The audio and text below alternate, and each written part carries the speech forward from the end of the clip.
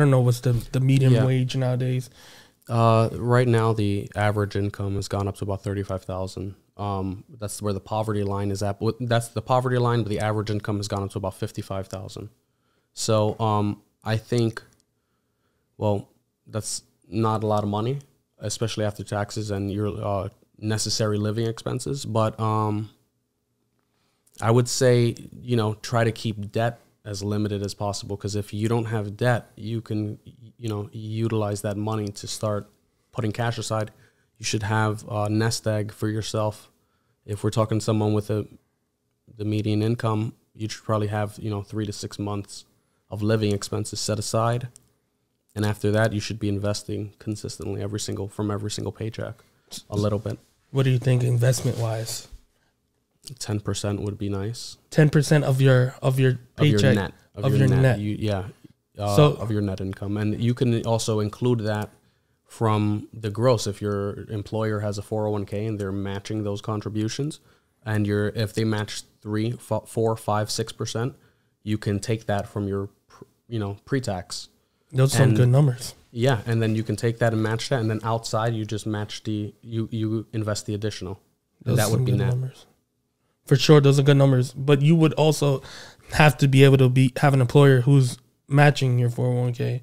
Yeah, well, even if they're not, I think it's a good way to take money off the table. Because here's the thing: if you don't pay you, you have to pay the government. So if you can take it off the table and put it in there's 3 buckets where you have the taxable, tax deferred, and tax free.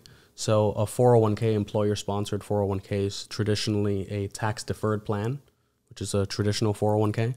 But a lot of employers are getting a bit more savvy, where they're offering something called a Roth 401k option, where this is tax-free dollars, and they grow tax-free for the rest of your life, but after the 5-year holding period.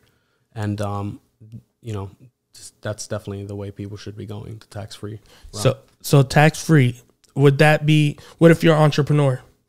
You can still do that yourself, actually. You can start an LLC and have the revenue in your own business, and actually start a self-employed 401k or solo 401k if you're by yourself. You can do, and you can contribute like $19,000 a year if you're under 50, and after 50 you can do an extra $6,000. And if you needed, let's say there was more money on the table, your business is doing really well, you can go a little bit more, and you can do in addition to that, or you can go to like a SEP IRA. You can do over $50,000 in contributions if your business is really high income producing and it's in the 6-7 figure range of net. This is not.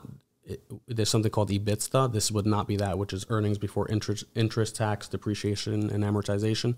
If it's net revenue, and you have a couple $100,000 or 7 figures, you could even do something like a cash defined benefit plan. And based on your age, you can take hundreds of thousands off the table from the government to tax and put it into this retirement plan for yourself. And then later on, as it's growing tax deferred, you can convert that later on to actually become a tax-free asset.